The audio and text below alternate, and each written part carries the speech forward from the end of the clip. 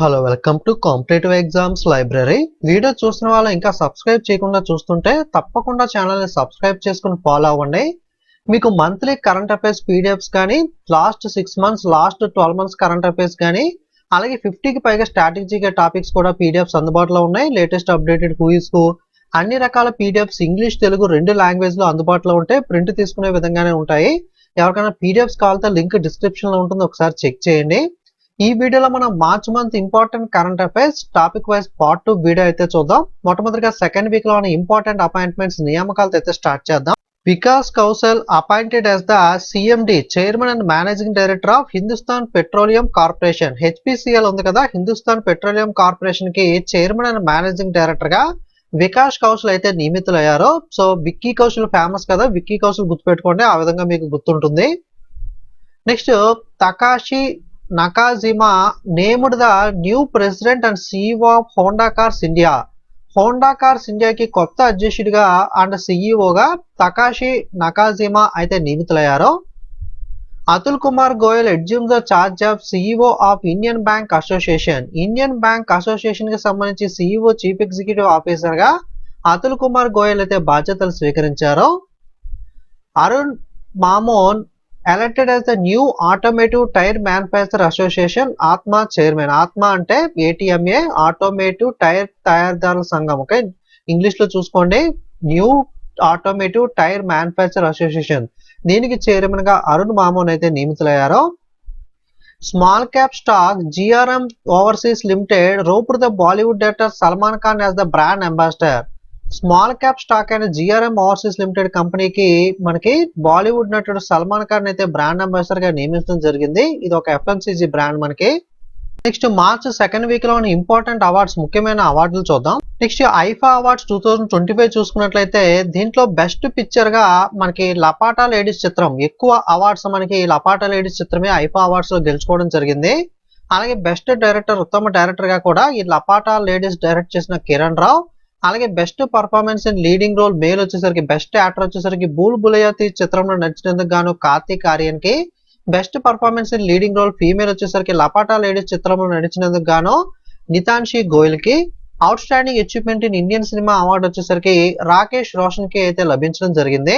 Okay, IIFA awards ఒకసారి మళ్ళీ తెలుగులో చెప్తున్నాను చూడండి. ఉత్తమ చిత్రం లపాటా లేడీస్, ఉత్తమ దర్శకుడు కిరణ్ రావు లపాటా లేడీస్ కి, ప్రధాన పాత్రలో ఉత్తమ ప్రదర్శన పురుషుడు కార్తీక్ ఆర్యన్ బుల్బుల్ యాత్రి, ఉత్తమ నటుడు, ఉత్తమ నటి నితాన్షి గోయల్ లపాటా లేడీస్ చిత్రంలో నటించినందుకు గాను భారతీయ సినిమాలో అత్యుత్తమ విజయం రాకేష్ రోషన్ కి అయితే లభించింది. ఇంకా మీకు కంప్లీట్ అవార్డ్స్ అనేవి మీకు పీడిఎఫ్ లో అయితే అటాచ్ చేయడం జరుగుతుంది. మెయిన్ ఇంపార్టెంట్ అవార్డ్స్ అయితే ఇక్కడ మెన్షన్ చేశాను, పీడిఎఫ్ లో ఒకసారి చెక్ చేయండి. Jayashree Venkatesan, co-founder of Chennai-based Care Earth Trust, has become the first Indian to be honored with the Ramsar Award for wetland use. చెన్నైకి చెందిన కేర్ ఎర్త్ ట్రస్ట్ సహ వ్యవస్థాపకురాలు Jayashree Venkatesan wetland wise use కోసం రామ్సర్ అవార్డుతో సత్కరించబడిన మొట్టమొదటి భారతీయురాలుగా అయితే నిలవడం జరిగింది. GMR airport infrastructure limited has announced that its subsidiary Delhi international airport limited has been honour with the prestigious airport service quality airport experience award 2024. GMR airport infrastructure limited కి సంబంధించిన అనుబంధ సంస్థ అయిన ఢిల్లీ ఇంటర్నేషనల్ ఎయిర్పోర్ట్ లిమిటెడ్ ఏదైతే ఉందో ఇది ప్రతిష్టాత్మక విమానాశ్రయ సేవా నాణ్యత విమానాశ్రయ అనుభవ అవార్డు 2024తో అయితే సత్కరించబడడం అయితే జరిగింది. అలాగే Muthoot Microfin wins the double gold at Skoch award 2025. Skoch award 2025లో ముత్తూట్ మైక్రోఫిన్ సంస్థ డబల్ గోల్డ్ అయితే గెలుచుకోవడం జరిగింది. Nitish Kamath wins the EY entrepreneur of the year award 2024. Nithin Kamath కు 2024 EY entrepreneur of the year award అయితే లభించడం జరిగింది. PM Modi receives the highest civilian award of Mauritius the national day celebrations. Okay, జాతీయ దినోత్సవ వేడుకలు, మారిషస్ కి సంబంధించిన జాతీయ దినోత్సవ వేడుకల్లో మనకి అత్యున్నత పౌర పురస్కారం అయితే నరేంద్ర మోడీ గారు అందుకున్నారు. అక్కడ విజిట్ చేయడం అయితే జరిగింది రీసెంట్ గా నరేంద్ర మోడీ గారు. ఓకే, దానిలో భాగంగా అవార్డు అయితే మారిషస్ వాళ్ళు అయితే ప్రధానమంత్రి నరేంద్ర మోడీ గారికి అయితే ప్రదానం చేశారు. నెక్స్ట్ మార్చ్ సెకండ్ వీక్ లో ఉన్న స్పోర్ట్స్ న్యూస్, క్రీడా వార్తలు చూద్దాం.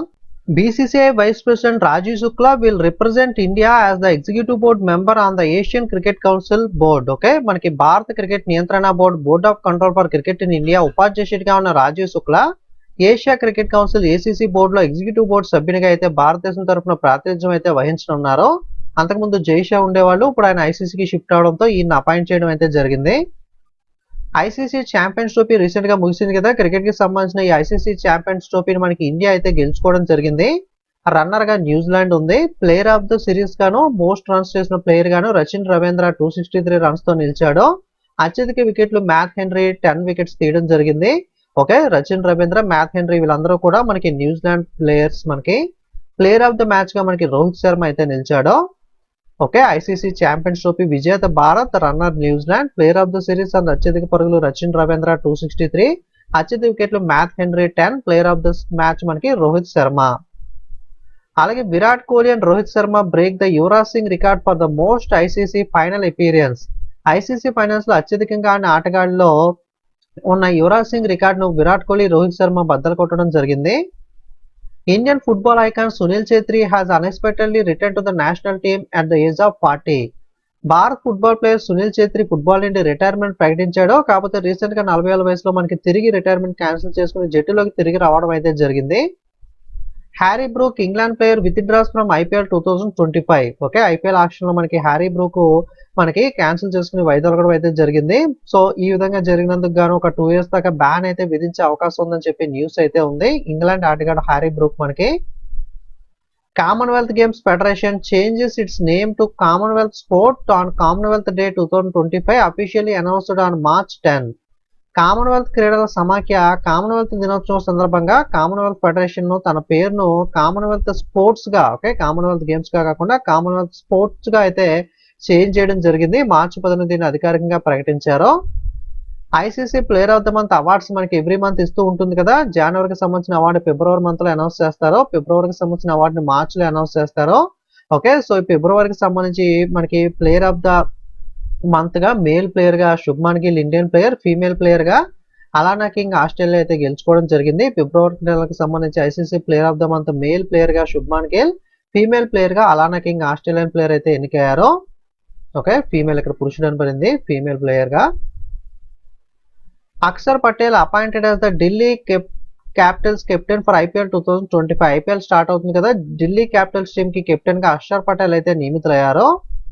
నెక్స్ట్ మార్చ్ 2nd వీక్ లో ఉన్న ఇండిసెస్ అండ్ ర్యాంక్ సూచికల ర్యాంకులు చూద్దాం. IndiGo becomes the world second fastest growing airline in seat capacity after Qatar Airways. ప్రపంచంలోని అత్యంత వేగంగా అభివృద్ధి చెందుతున్న విమానయాన సంస్థగా ఖతర్ ఎయిర్వేస్ తర్వాత ఇండిగో అయితే నిలవడం జరిగింది. Life insurance corporation of India ranked the world third strongest insurance brand. Okay, ప్రపంచవ్యాప్తంగా మనకి ఇన్సూరెన్స్ బ్రాండ్స్ చూసుకుంటే ఎల్ఐసి వచ్చేసరికి 3వ బలమైన బీమా బ్రాండ్ గా అయితే నిలవడం జరిగింది. Amul company has ranked the third in the prestigious ego India value ranking 2025 after Amazon and Flipkart. Okay, world wide గా చూసుకుంటే అమెజాన్ ప్రథమ స్థానంలో, ఫ్లిప్కార్ట్ సెకండ్ స్థానంలో ఉంటే one and only FMCG company అయిన అమూల్ మనకి 3వ స్థానంలో నిలవడం జరిగింది. ఈ ప్రతిష్టాత్మక యూగో ఇండియా వాల్యూ ర్యాంకింగ్స్ 2025 ప్రకారం చూసుకున్నట్లయితే మార్చ్ 2nd వీక్ లో చనిపోయిన ప్రముఖ వ్యక్తుల వివరాలు చూద్దాం. Farmer minister and senior BJP leader Anant Das passed away at the age of 85. మాజీ మంత్రి బీజేపీ సీనియర్ నాయకుడైన అనంత్ దాస్ గారు 85 ఏళ్ల వయసులో చనిపోయారు. Legendary classical singer Garimella Balakrishna Prasad passed away at the age of 76. Legendary classical singer అయిన గరిమెల్ల బాలకృష్ణ ప్రసాద్ గారు కూడా 76 ఏళ్ల వయసులో చనిపోవడం జరిగింది. Maharana Pratap descendant Arvind Singh Mewar died at the age of 81. Maharana Pratap యొక్క వారసులైన అరవింద్ సింగ్ మేవార్ 81 ఏళ్ల వయసులో చనిపోయారు. Veteran Tamil actor and comedian Bindu Ghosh passed away. ప్రముఖ తమిళ నటి, హాస్య నటి అయిన బిందు ఘోష్ గారు 76 ఏళ్ల వయసులో చనిపోవడం జరిగింది. రెనౌడ్ ఒడియా పోయెట్ రమాకాంత్ రాత్ పాస్డ్ అవే. ప్రముఖ ఒడియా కవి అయిన రమాకాంత్ రాత్ గారు కూడా చనిపోయారు. నెక్స్ట్ మార్చ్ మంత్ లో ఉన్న బ్యాంకింగ్ న్యూస్, బ్యాంకింగ్ వార్తలు చూద్దాం. State bank of India launched the collateral free digital SME loan for women entrepreneurs. మహిళా పారిశ్రామికవేత్తల కోసం SBI collateral free digital SME loan అయితే ప్రారంభించడం జరిగింది. కొలేటరల్ ఫ్రీ అంటే తాకట్టు లేని, ఏదైనా మనకి రుణాలు తీసుకున్నప్పుడు కొన్నిసార్లు గోల్డ్ అంటే గోల్డ్ కానీ ఇలాంటివి తాకట్టు పెడుతూ ఉంటారు కదా, అలా ఎటువంటి తాకట్టు లేకుండా మనకి కొలేటరల్ ఫ్రీ రుణాలు అయితే మనకి మహిళా పారిశ్రామికవేత్తల కోసం మనకి డిజిటల్ గా ఎస్బీఐ అయితే మనకి అందించనుంది. Bank of Baroda launched the BOB global women NRE and NRO saving account for women NRIs. Bank of Baroda మహిళా ఎన్ఆర్ఐ ఎన్ఆర్ఓ సేవింగ్ అకౌంట్ అయితే ప్రారంభించింది. IIFL finance launched the Shakti all women branches on women's day. మహిళా దినోత్సవం సందర్భంగా శక్తి all women బ్రాంచ్లను అయితే IIFL finance company అయితే ప్రారంభించింది. ముత్తూట్ ఫైనాన్స్, మనపురం అలాంటి ఫైనాన్స్ NBFC కంపెనీస్ ఉంటాయి కదా, అటువంటిది IIFL ఫైనాన్స్ అనేది.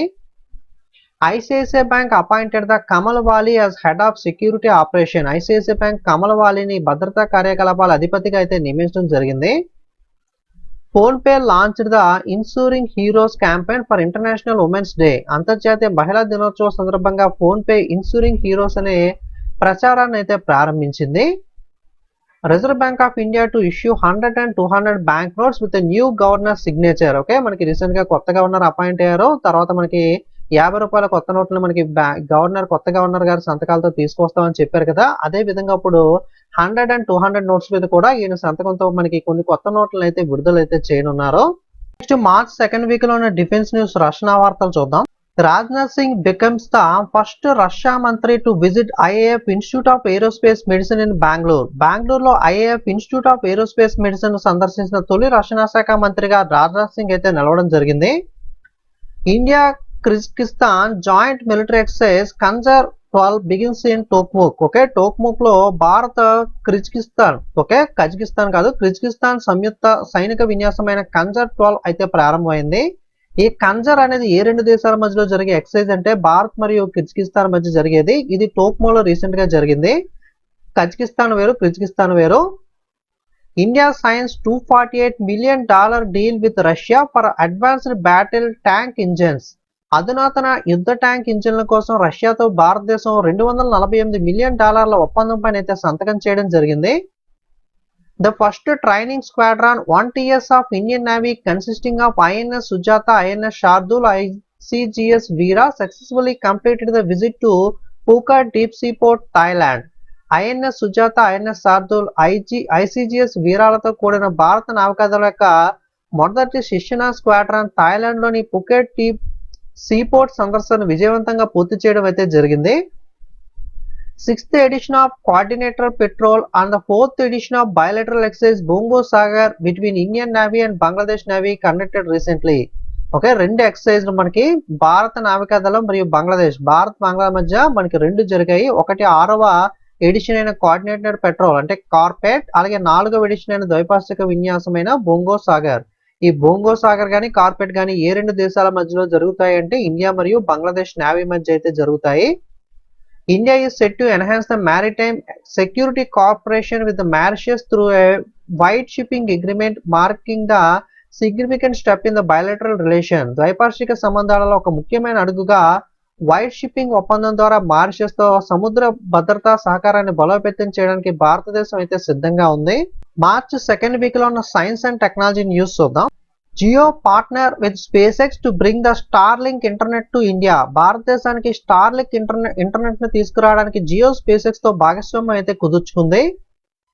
Next mycelium bricks a sustainable alternative to the traditional clay bricks. Okay, సాంప్రదాయ బంకమట్టి ఇటుకలకు ప్రత్యామ్నాయంగా అంటే ఎన్విరాన్మెంటల్ ఫ్రెండ్లీగా ఉండే విధంగా మైసీలియం ఇటుకలు అయితే మనకి రీసెంట్ గా మనకి తయారు చేయడం అయితే జరిగింది. నెక్స్ట్ మార్చ్ 2nd వీక్ లో ఉన్న ఇంటర్నేషనల్ కరెంట్ అఫైర్స్ అంతర్జాతీయ వార్తలు అయితే చూద్దాం.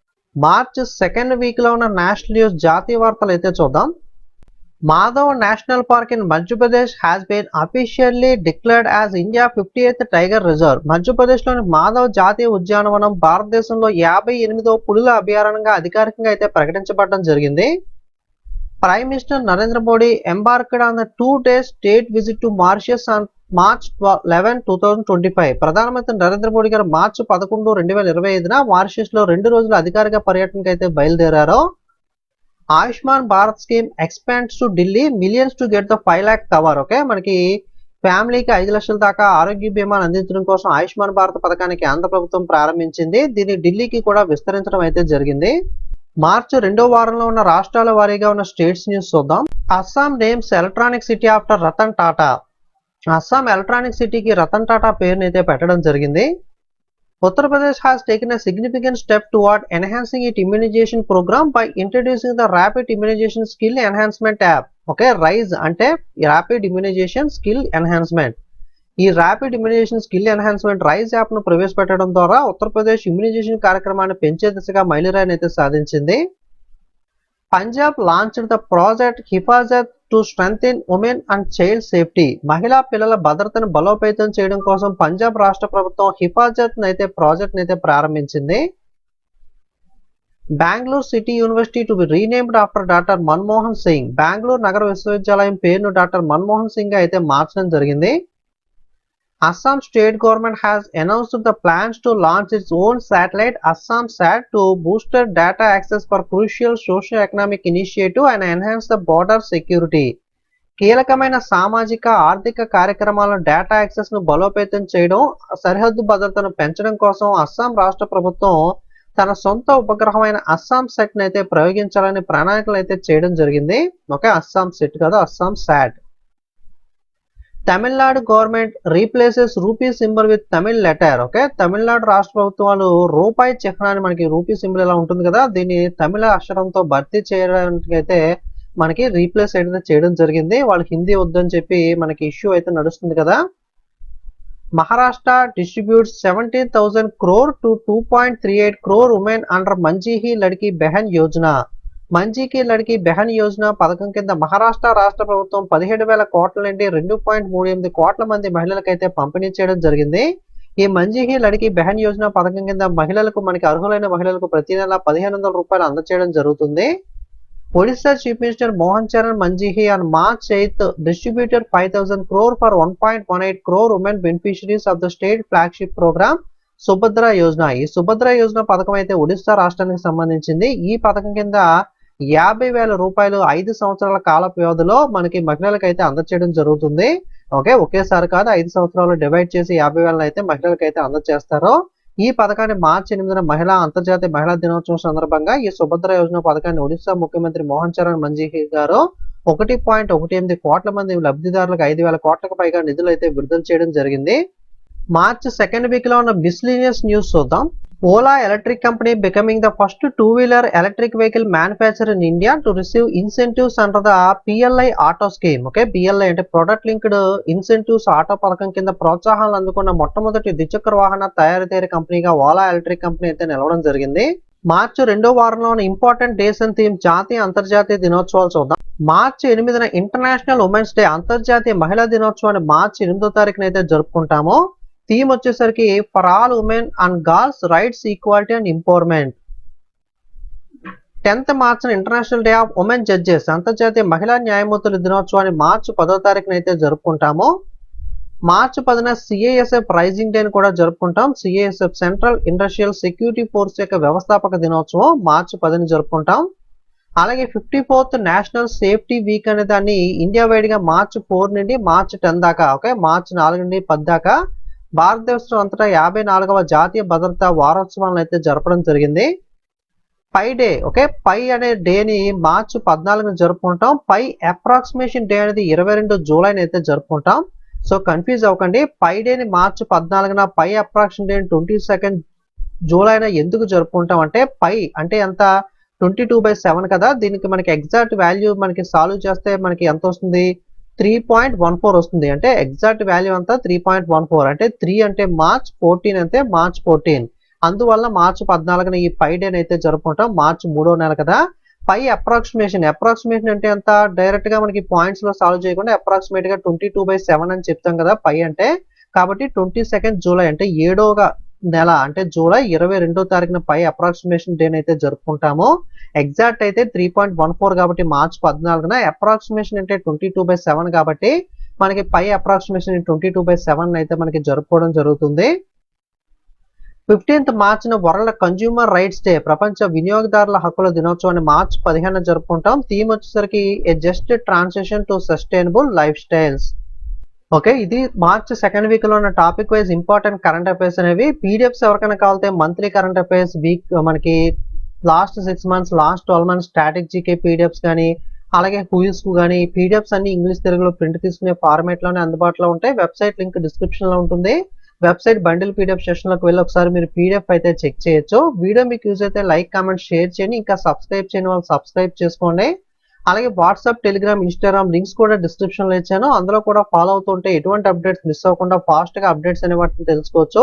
ఏదైనా బుక్స్ అనేవి ఎప్పుడన్నా ఆఫర్స్ ఉన్నా లేదా పీడిఎఫ్స్ లింక్స్ కానీ ఇవన్నీ కూడా మీకు టెలిగ్రామ్ లో షేర్ చేస్తూ ఉంటాను. అలాగే ఎడ్యుకేషన్ రిలేటెడ్ గా ఫన్నీ మీమిస్ టైప్ కంటెంట్ అనేది ఇన్స్టాగ్రామ్ లో ఉంటుంది.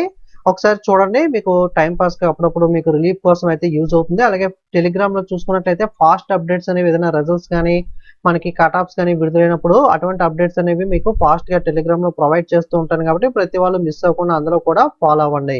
Okay, thank you.